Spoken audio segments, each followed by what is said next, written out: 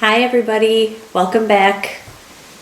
My name is Susie. It's been a while, right? It's always a while. Who am I kidding? In Minnesota, our summers last about 3 hours, so it seems like whenever spring hits, it's like you've got all kinds of projects to do, like outside projects, outdoory type things. You probably noticed my background has changed. I'm actually up at the cabin this week, and speaking of projects, there's just a bunch of things that I've been meaning to get done, or that we've been meaning to get done up here at the cabin, so that's what we're doing today. My view, I'm going to turn you a little bit. I hope you can see. My view is the lake. Let me tip you forward just a little. That's the sliding glass door. Maybe I'll give you a little tour later or something, but anyway, I thought I'd take advantage of the nice natural light that we have here at the cabin, and let me just fix you one more time there. All right, and I'll get started because I have a lot to share with you. So in June, I went to the Country Sampler Retreat, and there was a group of 6 of us that went. It was Michelle Farmgirl. She and I rode to Spring Green, Wisconsin together, and then there was Deb and Kathy, who are sisters from Iowa, and then it was Holly and Anita, who are other FlossTubers as well. So we went to the Country Sampler Retreat, and it was delightful. And something you may not know about me is I absolutely love old schoolhouses. So I didn't realize this because the Country Sampler, their shop, has a classroom in the back of it, and I assumed that that's where the retreat would be. And that's, in the past, that's always where it has been. But because she had such a big interest this year, the shop owner, Jean, decided that she would look for another venue and then possibly include more people. So she found another venue in town, which was this old schoolhouse, this old big white schoolhouse. In fact, it's called the White School. I was in heaven. I was so excited because I don't know if it was just like a little house on the prairie thing, but when I was a little girl, I loved like that one-room schoolhouse thing.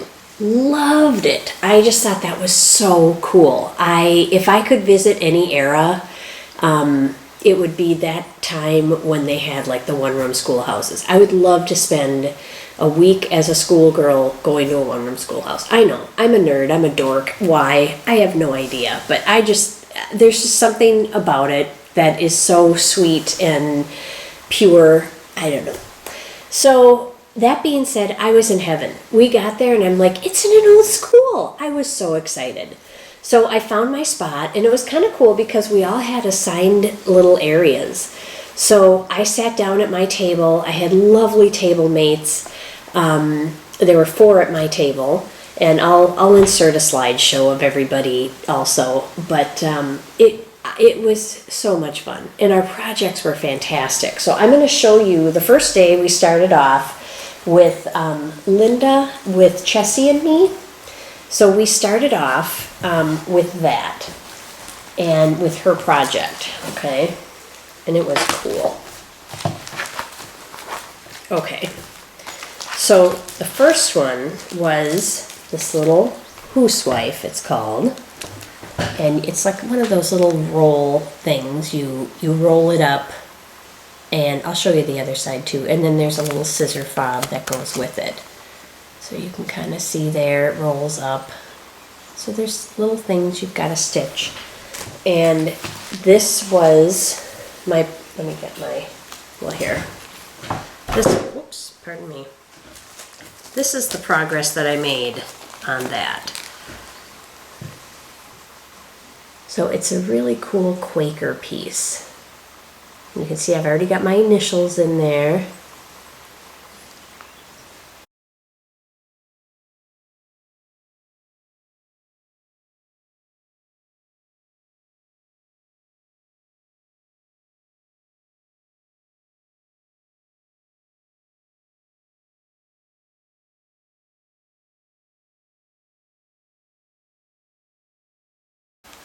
anyway, so that was that one. That was really, really fun. And I don't want to spend much time on this because I think a couple other people have already shown this, but, and then it's meant to go in this, she had these little boxes made especially for those items. So the scissor fob goes right here and the little housewife goes right here, all rolled up. It's got a little drawer. Isn't that sweet? Just this cool little wooden box, all finished, painted black. It was awesome.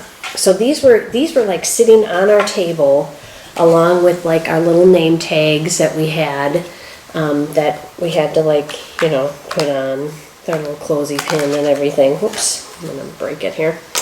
So that was at our little spot. And then the other thing that came with it was this little cat's tongue waxer from Lady Creates. So I don't know if you can see, there's like a cat impressed in the beeswax there. And then that was the first project, and I was like, wow, that's awesome. Well, then the next day we got a second project from Lynda at Chessie and Me, and this one's really cool as well. It came, look at, all together. Her stuff is so cool. It came in this little tiny bag. All of her stuff is sorted so nice on cards, all of her floss and everything, the fabric, all of it's right in there. She's even got the chenille trim that goes with it. But it's this little pillow.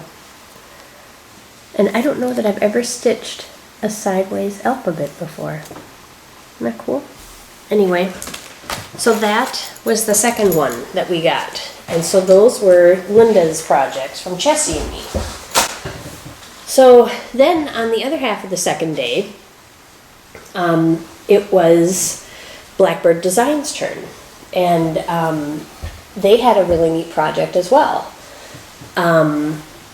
Theirs was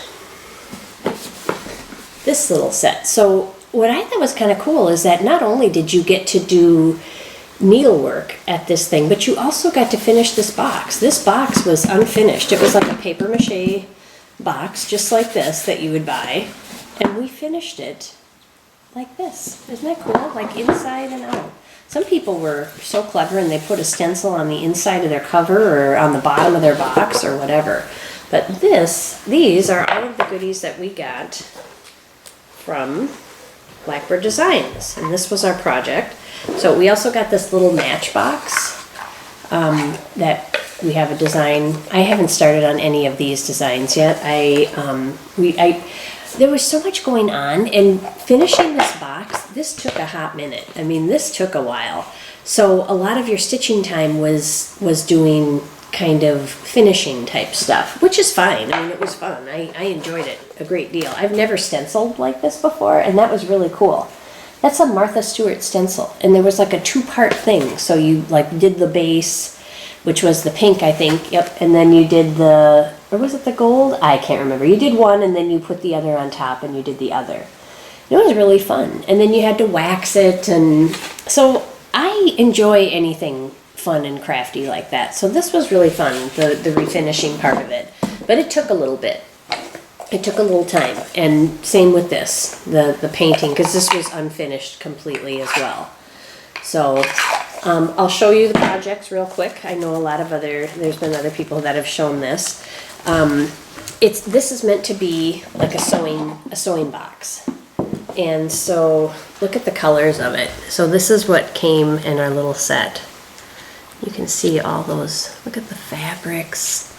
I'm just gonna hold it up so you can see all of that goodness. Isn't it fun? So, what we got were these projects. Sorry, I'm trying to keep it all together so I don't mess it up. Oh, and it even came, I had this hidden in the stack, even came with the little Kelmscott scissors, and you got to pick out one of my buttons is hiding, but you'll have to just trust me, there's 2 antique buttons in here. I've got one, there he is, right around the side. So yeah, it came with 2 antique buttons for finishing, and I'll show you what we get to make. So this is what she calls a button bag, And I'll insert a picture also right after this, right after I show you these three, of what the set looks like all together. In fact, I'll insert it right here so that you can see what it looks like.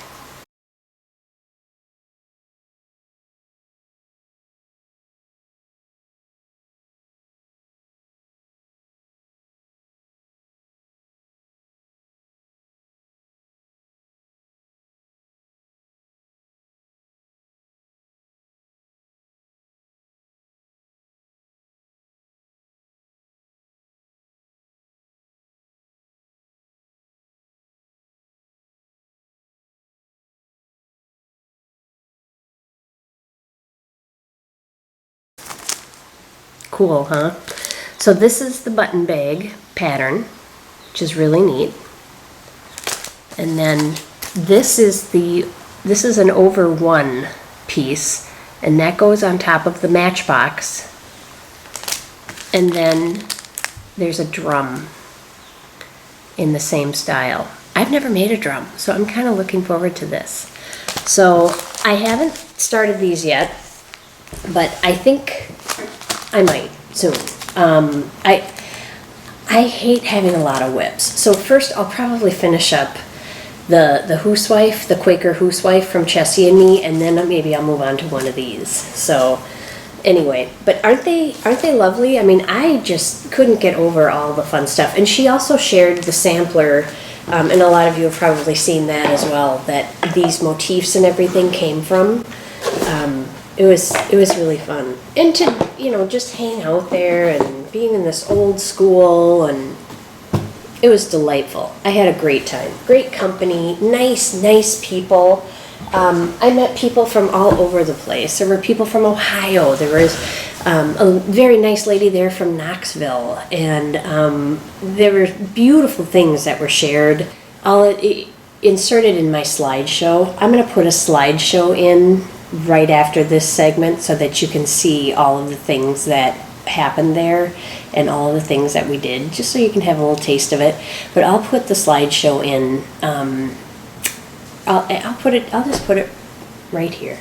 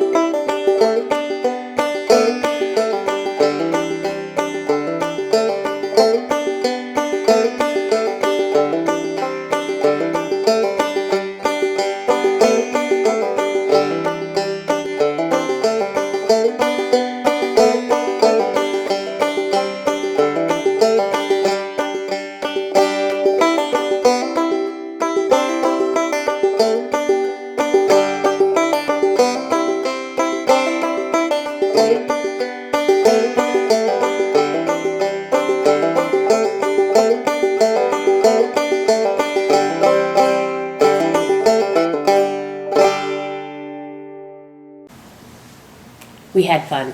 It was a really neat experience. And I'm signed up for next year. Next year it's going to be Shakespeare's Peddler, or Theresa Venette, KittenStitcher, who is obviously my former business partner, so how could I not go? She's going to be in my neck of the woods. I've got to go see her, so I'm signed up for that. And then the other designer next year is Vicki Jeanette from Needlework Press. Love her stuff too. So that'll be a lot of fun. That'll be great fun. While I was in Spring Green, I got some haul. The Country Sampler is an interesting cross-stitch store. It's not like a traditional cross-stitch shop that I've been to. It's not like they have a wall of threads and here's where the patterns are and here's where you get the fabrics. Their shop is very well curated. So when you walk in, you don't initially realize that it's a cross-stitch shop. And I guess really it's not. It's home decor. They have quilting. And the way their shop is laid out is they'll have little vignettes or little areas where they have things on display. And they'll have finished items, and then near that finished item or that model is a basket with all of the things kitted up and ready to go. So it's like, oh, you like that sampler? Here's a kit with everything in it that you need. It's got the fabric, the floss, the pattern. Here you go. And it's all bundled. So that's how she sells the vast majority of her items. So, and same goes with the quilt kits that she has in there. And it is, you can't find everything in there. They don't have a little taste of everything. Her stuff is prim. It is very primitive, prim. But it's neat. It's really neat. So, that being said, these are the things that I picked up when I was there. This one everyone got. I think this was a market release from Chessie and me. This one is called Let My Example Shine. And it's very pretty. I love those blue flowers. That's what drew me in. So it's actually very, very similar to the Quaker Housewife that we got. I don't know that I'll finish this one as a housewife. It's finished in a very similar way as the one that we got as a class kit. I might just do this one and frame it. It's really a sweet little design with the bee skep and the big bee on it and those blue flowers. I just loved it. So a lot of us actually picked this one up. The next one, oh, you know what? Hold that thought. Excuse me, I've got a repair guy that's here. Hang on. Okay, sorry about that, guys. We had the guy that came, see the fireplace that's behind us? That big fireplace? Right now, it's set up to be a wood-burning fireplace, but we want to have one of those gas inserts put in there instead. Just because there's not a whole lot of firewood around here. We don't want to have to haul it up. It's messy. It's just easier to push a button and flip a switch. I know, terrible, isn't it? That we're all so lazy, but I don't know. When you have wood piles in the house, I grew up with a wood burning stove at the cabin, and when you have wood piles in the house, it's a great place for mice to hang out.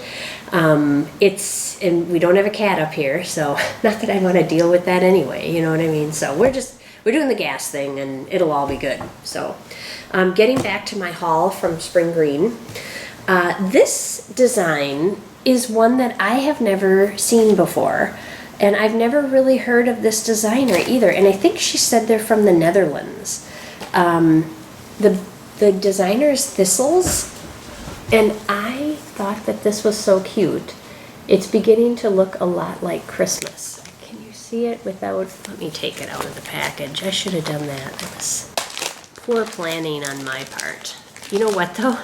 The picture is shiny anyway, so it's probably going to have a glare anyway, but we'll try it. Maybe it'll be better. He went with double glare. Yeah, and it is a little bit better. So it's a Christmas tree, and I just thought it was such a cute little design. I don't know why. I've never seen it before. So I don't know if you can see, but the little stem is an old bobbin from like an old spool of something. And I thought, well, that's really cool. Now, unfortunately, I just gave one of these to the Goodwill because I've been decluttering, and I gave one away, which is unfortunate because I could have put it right in there.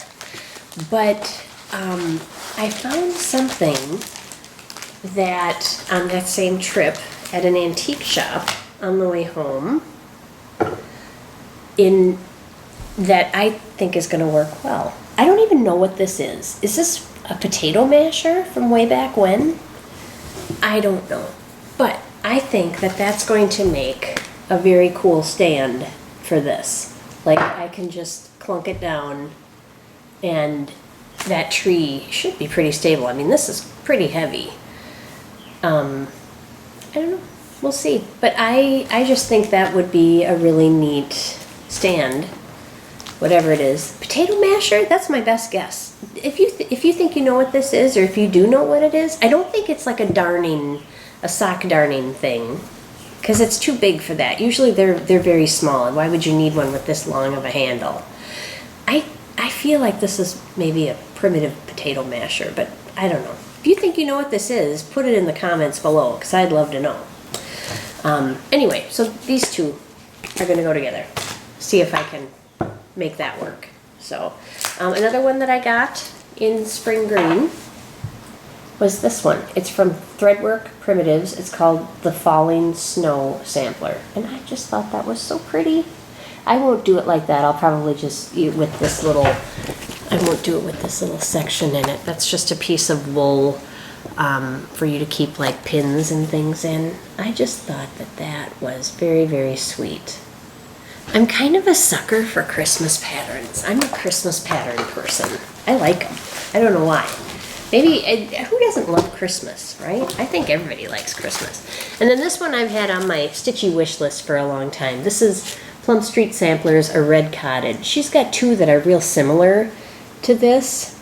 I love that little house on the stem of the flower there.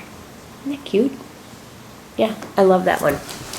So I've wanted this one for a long time. Every time I see it or somebody's got it done, I'm like, oh, I gotta get that. So, and then there was another little shop across the street from, well, it was on the main street between the school and where Country Sampler was.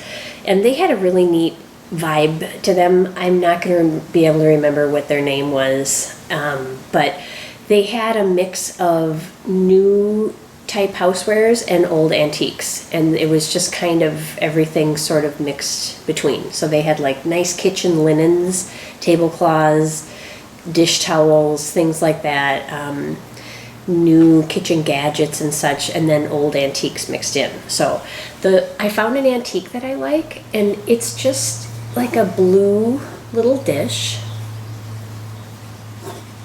and I just thought, how cute would that be for some smalls? I have some Easter smalls that I want to do in this color, this robin's egg blue color. I just was all about it, and I said, you know what? I'm going to pick that up. It was only like $6 or something like that. Maybe it was even, I don't know. It wasn't very much at all. Definitely less than 15. Yeah, I don't know. I think it was 6 or 8, 11, I don't know. But it was very reasonable. I just thought it was super cute, and I could just see little Easter smalls in there. And then the last thing that I got when I was in Spring Green, like I said, their shop has not just cross stitch, but they also have like quilting. This quilt, when I was there at their shop in November, when they had their Christmas open house, I saw this quilt there, and I really fell in love with it. What I liked about it, and I don't know if you'll be able to see it or not on here, but these little areas here, the fabric looks stitched. I'll see if I can get a close-up of it. You see here, that fabric? They've got it down here too, I think. Is that right? No, down here. So you can kind of see this fabric here looks like it's stitched. So I bought this kit to go with this. And like I said, I saw it in November of last year when we were down there for their Christmas open house. And I really, really liked it then. And I thought, you know what? I'm gonna wait, and if they still have it at the retreat, then I'll buy it. Because I don't know. It was expensive, and anyway, I have a hard time spending a lot of money all at once, which is silly because I know in the end what you end up spending, it's just like you just spend it in little increments. I don't know, for whatever reason that makes more sense in my brain to like, oh, I'll buy the pattern now, and then I'll buy some of the fabric later, and I'll buy the other fabric later. You end up paying the same thing. So why don't I just get it all at the same time, all kitted up? And look at how cute they bundle it all together. That's how they do their quilt kits. So when you walk around their store, they'll have like a vignette of like a bed, for example. They'll have a quilt on the bed. They'll have a quilt at the foot of the bed. They'll have pillows on the bed. They'll have little accoutrements on the nightstand or whatever. And near all the things that are displayed, they will have little kits like this, like sitting there just lined up in a little basket. And you're like, oh, that's pretty. I'll take one of those, you know. So They make it so darn easy to spend a ton of money, which is fine. That's cool. So yeah, that was my haul from Spring Green. That was a fun trip. We had a great time. Great people. All stitchers are lovely, though. I mean, we had a great time. I have some FOs because I've actually been doing some stitching, believe it or not. So I'll share what I've got. First, I'm going to bring you up to date on my anniversaries of the heart. I guess you can't really call this an FO, but I have 2 squares that I've finished, I think, since the last time we chatted. I got this all ironed. I'll show you what it looks like here. I hope that the light is good. These 2 right up here, the maternal cousins and the paternal cousins, those are the 2 that I finished since I think I saw you last. So, and what I did is I put my paternal cousins, let's see here, if I can get closer. Maternal and paternal cousins, I put all the names over, the initials over one, as you can see in both squares. And the girls are in pink, the boys are in blue. And I'm going to add a little more here and here to the paternal, here and here, because it looks kind of blank compared to the other squares. You can see that this one is totally filled in. So I switched up the style of the square a little bit. But yeah, so the cousins are all done. All the over one work is done. I think the next one I'm going to do is actually going to go, I'm jumping around, I know. It's going to go right here. So this square is my husband and I, and when we got married, the date we got married and everything. I'm going to put my one kid here and the other kid here. So I'm going to do my daughter's square right here, and I'll show you which one that's going to be. And look at the colors too, you guys. Here, I'll hold up the colors of that one. It's really pretty. Look at those colors. Ooh, aren't they pretty? Maybe you can't see. That natural light makes it kind of hard sometimes. There we go. But yeah, I just think those are such pretty colors. And then this is, which one it'll be. This one is Clara Ellen. Our daughter's name is Ellen, ironically. So of course I had to pick the one with her name in it for her. So, and I've already got the over one stuff graphed with her initials. And then I'm going to put in a quote that I graphed.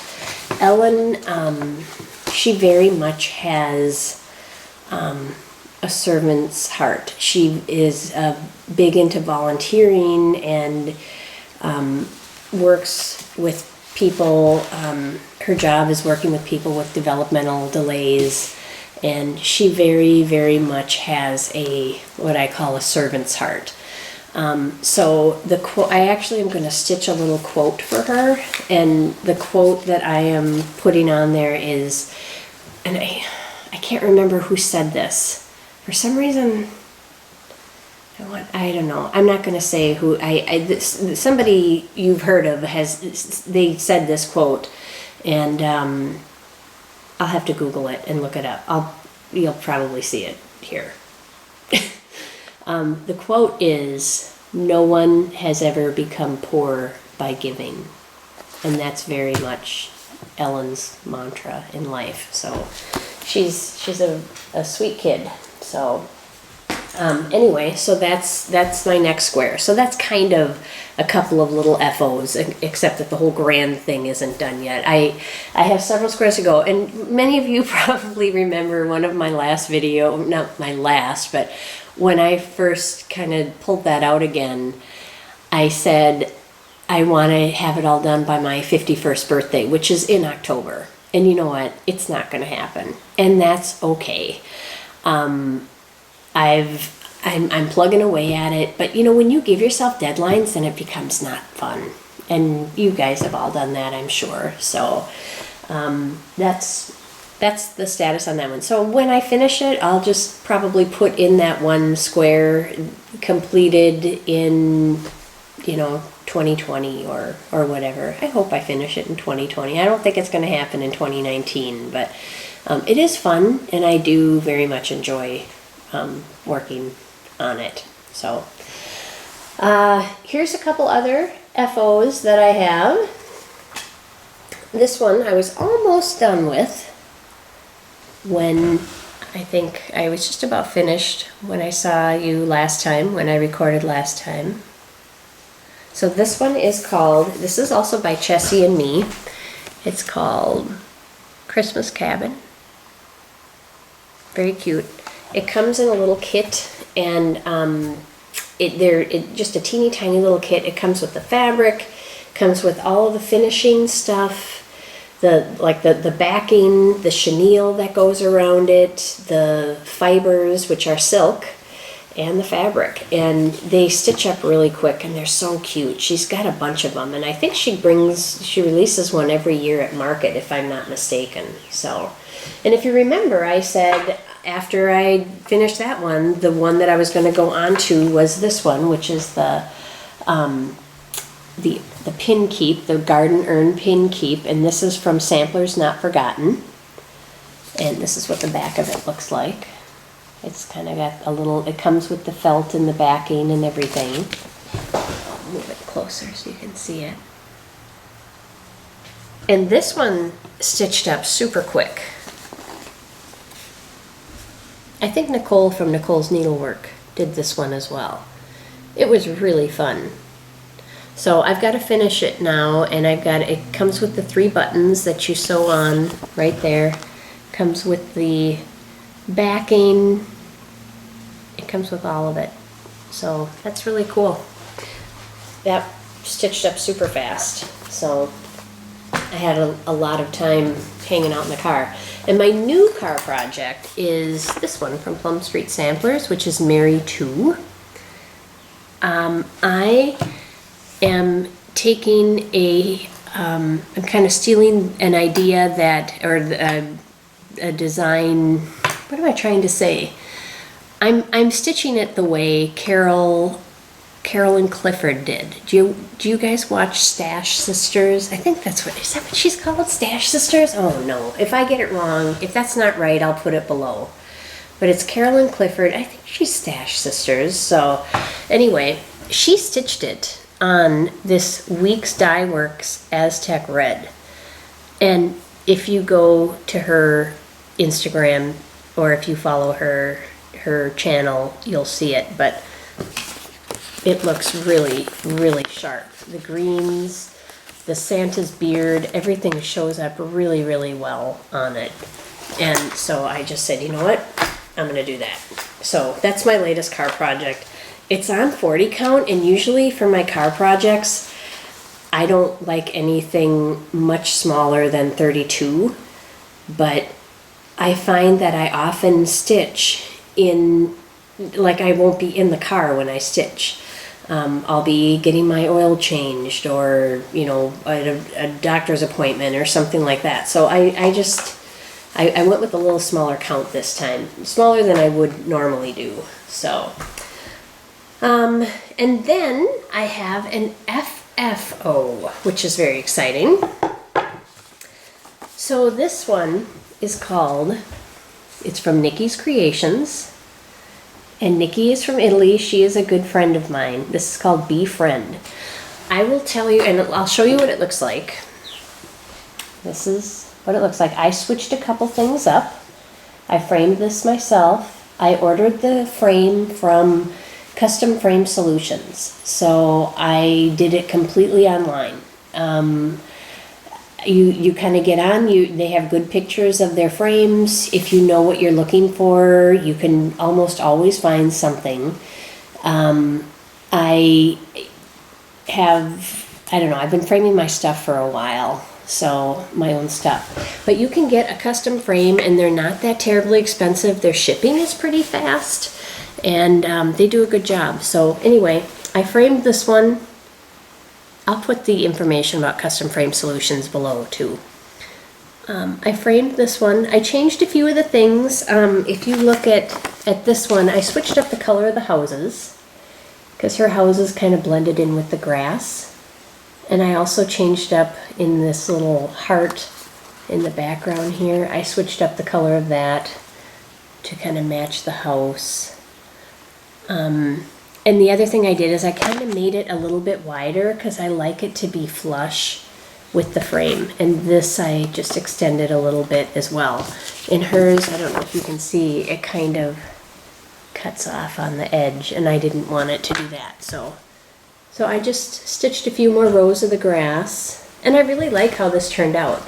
I'm going to tell you a story about how I got this piece, this pattern. So, and I'll try to make this short and sweet. Nikki and I have a very strange way of, we met at Nashville, and actually Theresa knew her before Nashville, but for the first time we met her was in Nashville when we were designing for Raise the Roof, and we were at Market. And Nikki did beautiful finishing, just gorgeous finishing. And so we were delighted to meet her. And my mom and I were planning a trip to Italy. And we were on a tour and she said, well, when you come, let me know. I live, you know, about an hour from Milan. And I said, okay. I said, well, we'll see how it goes. You know, being that my mom and I were going to be on a tour in 2010, you know, we had, and it was our very first trip overseas. Well, it was my first trip overseas anyway. We weren't going to be able to stray too much from that itinerary, and it was a 2-week tour that we were on. So we had a day of rest up in a town called Stresa, and it was up near Milan, north of Milan, and Nikki had made the comment, you know, earlier on, she said, well, when you come to Italy, this is where I live. So I sent her a message and I said, Nikki, my mom and I are going to be in Italy. We have a day of rest on the Sunday halfway through our trip, and we have a day of rest where we don't have anything planned in that town. The name of the town is Stresa.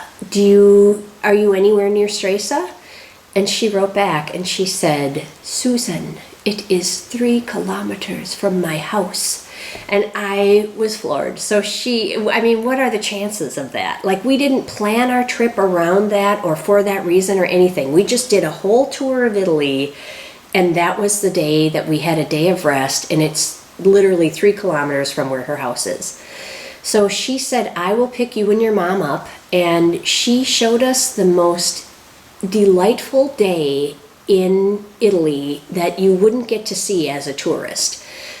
We went to her sister's house, Matilda, and Matilda's husband was there, her daughter was there. They spoke very little Italian, but they spoke very little English. Of course they speak Italian.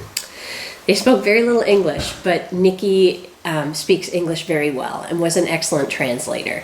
So we had so much fun meeting her, and her sister is so talented too. Her sister paints, and she showed us all of these little china pieces that that she painted and on porcelain, and gosh, I mean, beautiful, just beautiful stuff. So she and her sister are so talented. So we got to see a side of Italy that, you know, like with the people, and she brought us to little shops. She brought us to where she buys some linen, and I bought some there for myself. I bought some for Theresa. We went, and then she brought us to her husband's family. They together own a beautiful hotel, and at that place they have a restaurant, and she treated us to the most delicious dinner I think we had in all of Italy, and she completely spoiled us rotten, and it was such fun. It was so much fun. So fast forward then to, what was it, 2016? And Nikki and I have, you know, kept in touch. We see each other at market. We, you know, we're good friends.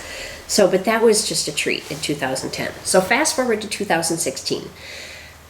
It's early March, and my family and I are on a trip in Myrtle Beach. And I didn't do anything with market that year. I was out of the designing business by that time, the cross-stitch design business. Theresa and I, you know, we weren't doing anything together at all at that time.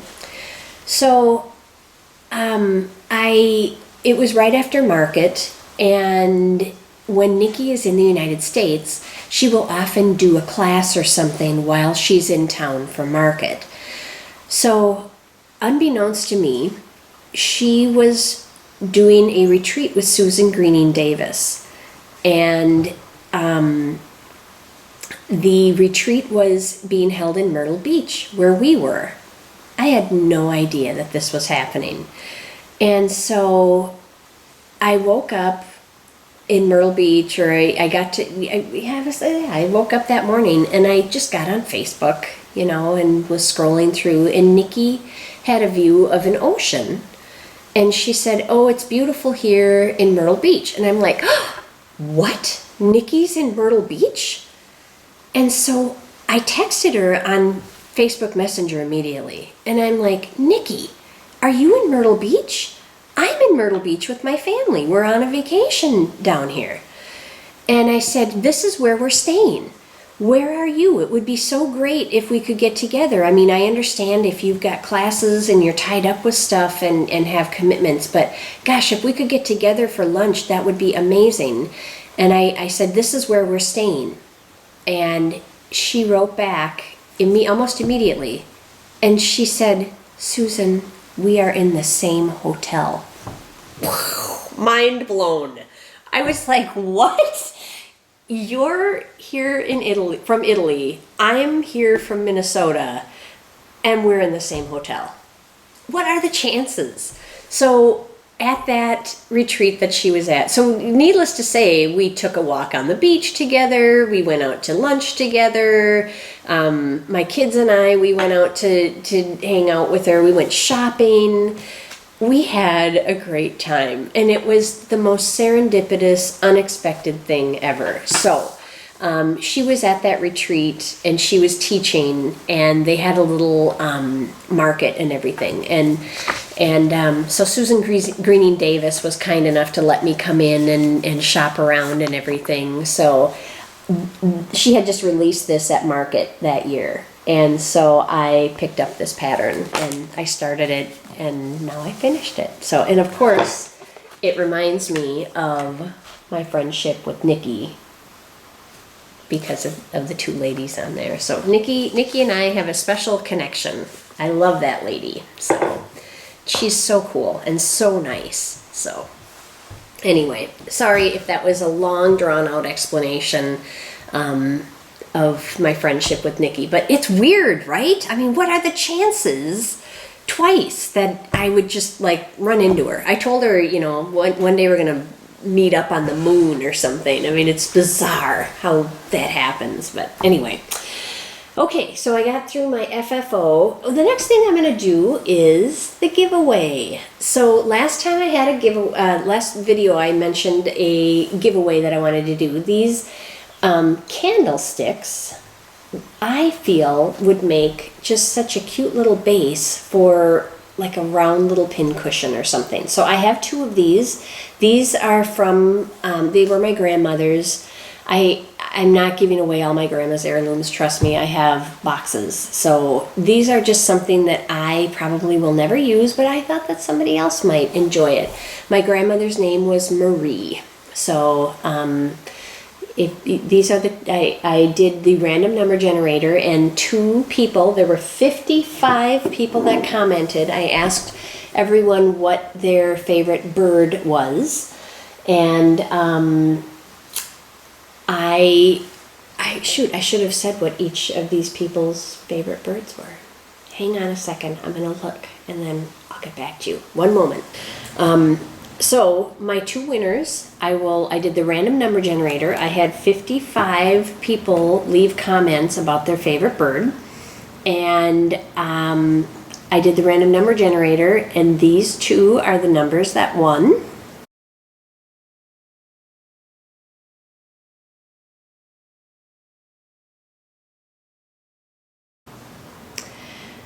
So number 12 and number 48. Number 12 is Christine Frostinson.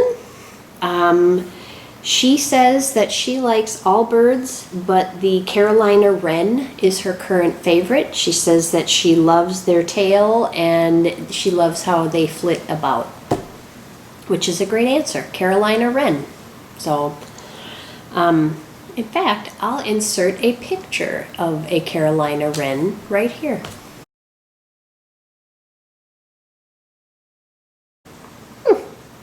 Never seen one before, have you?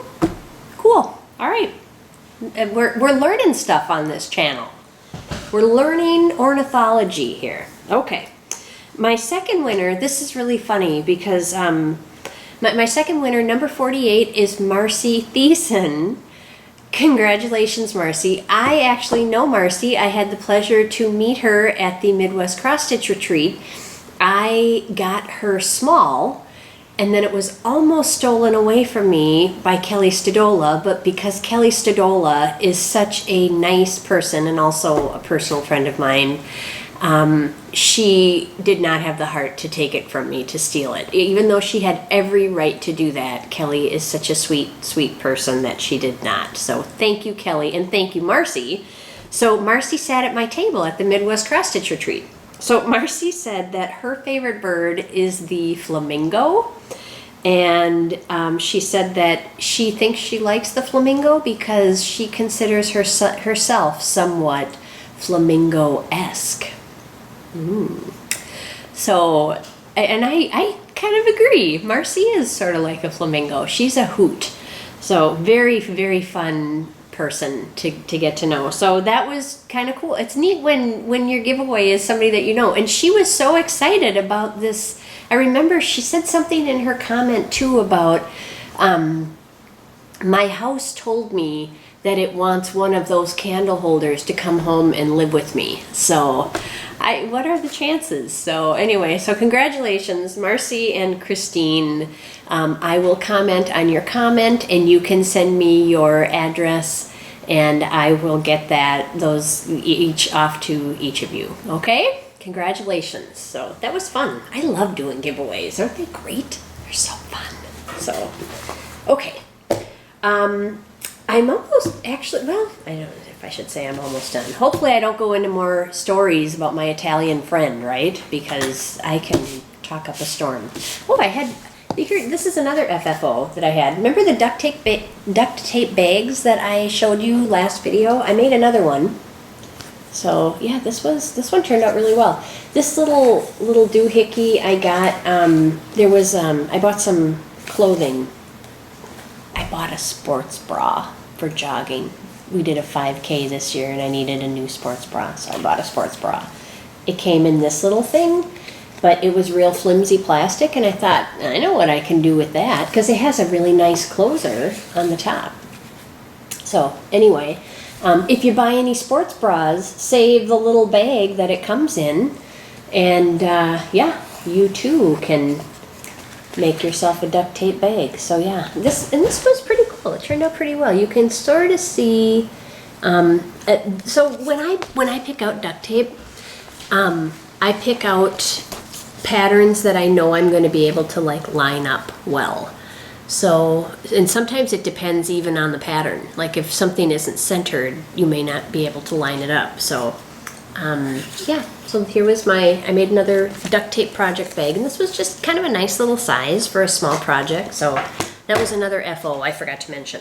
So, okay, tips and tricks. I haven't done any tips and tricks for a while.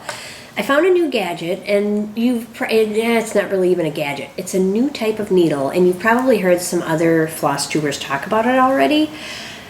I think it's great. I think I'm just going to show you what it is. It's a ball tip needle. Have you seen these? So I'm going to zoom in. Up here is where the ball tip is.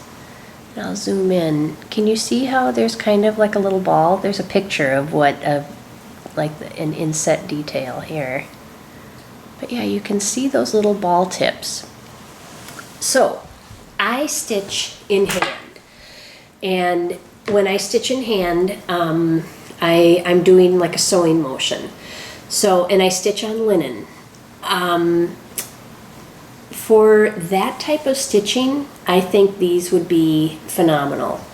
The reason being is when you are running your needle in, when you hit the weave or the weft of the fabric, like you're sliding your needle behind, and then all of a sudden when you slide, like the ball kind of comes on the other side, and it just kind of goes like it just catches it finds that the weave of that needle or of that linen so nice, so that the weft of the linen, so you've got linen threads this way and this way. When you slide that needle under the part that goes this way, it just like clunks.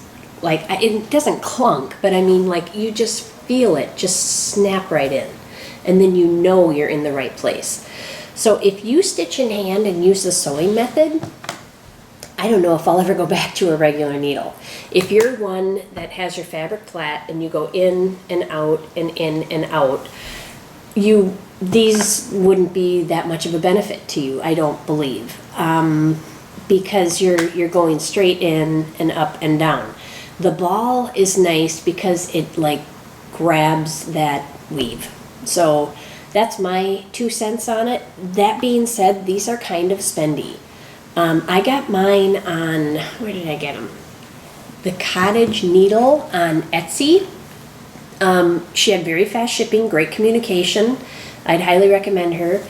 These are spendy. I bought 2 packs, and I got the size 28. They also make a 26 and a 24. The larger the number, the smaller the needle, which kind of is the opposite of what you would think, but that's how it works.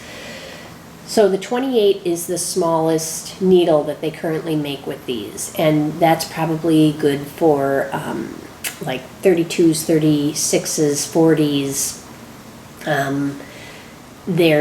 It's the smallest needle they make, so it's a very fine needle. Now that being said, it's a more substantial needle than a Bowen or a Peacemaker or the popular needles that are out there. It's more substantial, so I feel like it won't bend as easily and as soon as the Bowens or the Peacemakers, etc. Because those are very fine. Those 28s are very, very fine needles. These are more substantial, and if I can keep track of them, I feel like they'll last for a while. Time will tell, I guess. So I bought 4 of these needles. There's 2 in a pack, so I bought 2 packs. And you can see the brand name is, I don't know if you can see up in the corner there, Sullivan's USA, size 28. I bought 4, so 2 packs of these, and it cost me with shipping a little more than $20. So they're not cheap. It's about $5 a needle. But like I said, if I can keep track of them, and I keep them in, I buy these little these Dritz needle tubes that you can just pick up at Joann's with a 40% off coupon. And there's a magnet inside. So, and you've probably seen other floss tubers show you, but so when you tip it, the magnet, like the needles just kind of pop out, and you can just take one out, and then when you put it back, it just pops right back in. So it helps you keep track of them well. So if I can keep track of these needles, I feel like they'll last a long time. But like I said, time will tell. So that's my gadget, my new tip for sewing items. So what's the last thing on my list? I've got 2 last things. Okay, and the rest of this is not cross stitch related, so I saved it for the end purposely, just in case you just want to hear about the cross stitch. That's cool. I'm going to talk about knitting. So my whole life, I've been able to crochet since I was a kid. Probably 12 or 13 years old. My grandma was just a crochet fiend. She's one of those that could buy something crocheted at a bazaar, and she would be able to copy the pattern, and she'd make 14 more for gifts for Christmas, you know, and then that's always, so anyway, she did all kinds of crochet. So that was just in my blood and genetically passed on, I'm convinced, because crochet was a piece of cake for me. So I've always done that. I have never been able to knit, never been able to master knitting. And it always would blow my mind when people would say, oh, I can knit, but I can't crochet. I'm like, how can you, if you can knit, how can you not crochet? To me, crochet is so easy because you have one loop you have to keep track of. One loop that you're, you know, maybe a series of loops. Let's say you screw it up. You just say, okay, I'm going to take my needle, my hook out. You get it down to one loop, and then you start over from where you were. Very forgiving, okay? Knitting, cast on 40 stitches, and that's 40 stitches that you have to keep track of, 40 loops that you've got going on. I've never been able to master it, and I'm a very tight knitter, like, you know, like, ugh. So, that being said, I love the way knitted garments look. I see people making sweaters, I see people wearing, you know, shawls, I see Nicole at Nicole's Needlework making these knitted objects. I have friends that do it. Misty Purcell, she made that little clothesline last year with all the knitted sweaters and stuff. Oh my gosh, don't even get me started. Knitted things, I just feel like, I don't know, if you can make a garment, that's awesome. You can crochet a few things, a few sweaters and things, but they're very bulky. They're very, they're not as fine as knitted things. So it's always been my dream to learn to knit. And finally, I just said, you know what? I'm doing it. And so I started. So the first one that I did, I started off making a dishcloth because people said that is where you should start. So I did. It wasn't pretty, but I did it. So this was my first one, and I should say I have knitted in the past, and I have completed projects. I made a couple hats about 1.5 years ago, so I'm not a total novice, but I could never do the dishcloth thing, and I don't know why. Well, now I think I might know why, but anyway. So here is my dishcloth, and you can see it's not perfect. There was kind of a battle of epic proportion going on here with my tension. Don't know what was going on there. But anyway, I got it done. And it's pretty good. I mean, you can tell it's a dishcloth, but it definitely needs improvement. So I thought, okay, I'm starting over. I'm going to do another one. So I did another one. And this one I don't have my ends woven in yet. So I started down here, and I'm going to back up just a little bit here. If I can I put it on here? Let me see if that helps. Okay, so this dishcloth, the way you start it is you start down here and you work your way up. So it teaches you to increase as you go up, and then once you get to the biggest, widest part of 44 stitches, you start to decrease, and then you get smaller, smaller, smaller. Now, I don't know if you look at this, can you see a definite improvement from about this point on? I started here at this point down, And can you see how things improved tremendously from this point up? So Lynda Jo from Pretty Southern, she's a knitter. And so I sent her, and we chat all the time, we send text messages. I sent her a picture of me, and I had this knitted up to about here. And I said, look how well I'm doing. Look, it's looking really good. And she goes, something seems off, just based on that picture. She's like, something's odd about that dishcloth. And she said, I think you're looping your leading yarn the wrong direction. And I'm like, really? And then she sent me a little graphic from a knitting book that she has about the way the loops have to sit on the knitting needle. And she sent that to me. So then I'm like, oh, that's weird. So I YouTubed it, of course, and I watched.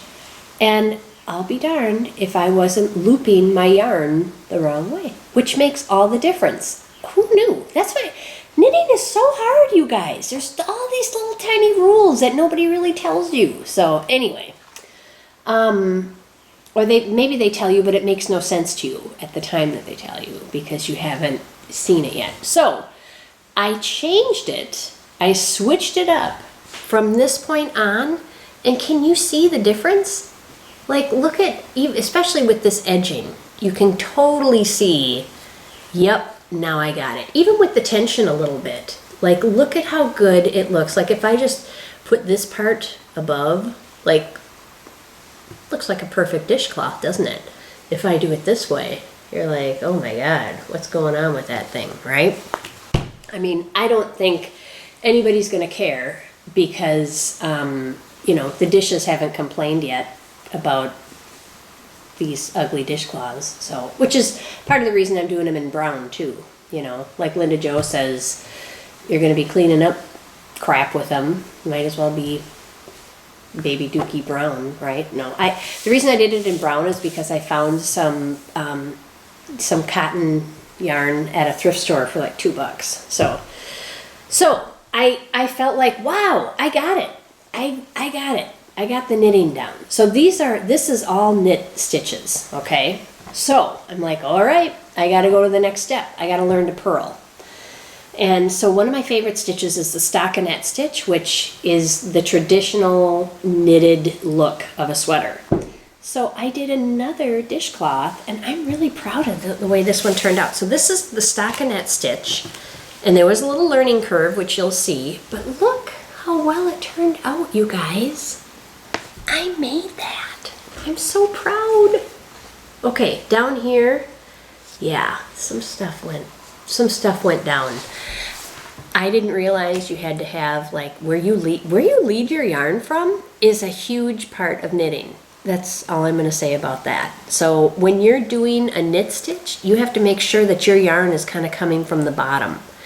When you switch to a purl stitch, the yarn has to be like on the top side, if that makes any sense at all. It probably, anyway, I got it. I figured it out. It might not mean anything to you if you're not a knitter. But, so, once I figured out which way to lead my yarn from, which was like right about here on up, I got it. And I did it. I just finished this one this morning. So, and here's the back. So that's the purled side. And I haven't woven my ends in yet. I didn't bring a crochet hook up to the cabin here with me, so otherwise I would have taken care of that. But yeah, but anyway, so that's my knitting, you guys. So yeah, one day I'm gonna make some kind of beautiful garment for myself. Now, one of my Instagram followers says that I'm ready for socks. I don't know if I'm ready for socks. I don't know. Time will tell. So maybe they'll start off with big holes in them. That's how my socks are going to start off, I can imagine. But anyway, but I'm going to keep doing it, and I'm enjoying it, and my tension's better, and my hands are more relaxed. It used to be when I was knitting, I was like, and I was so tense. So now I'm getting it, and I'm enjoying it, and I'm like, what am I going to do next? So Lynda Jo just said, you have to keep telling yourself, I'm a knitter. I'm a knitter. So I keep telling myself I'm a knitter. So So there's that. And then I have one more little thing that I want to share with you, and this is a quilt related deal. This is really fun. So in Spring Green, Wisconsin, there is a town probably about 35 to 40 minutes from Spring Green, and it's the third oldest town in Wisconsin. It's a town of about 2,500 people. It's called Mineral Point, Wisconsin, and it's a historic little town. It has all kinds of cool artisans that kind of flock there for whatever reason, and it seems like you can find just neat little shops. Retromantic Fripperies, if you guys know who they are, they're the ones that make like the little thread cards, the laser cut thread cards and things like that. In fact, I might have one here. Do I have one? No, I don't. It's in my little sewing basket at home. Anyway, they make like corner gauges and little laser cut wooden thread cards and things like that. So they're based out of Mineral Point, Wisconsin. So it's a cool town with a bunch of neat artisans. So in that town is a little shop that specializes in it's a quilt store, but not in the traditional sense. It has a lot of antique sewing tools, antique quilts.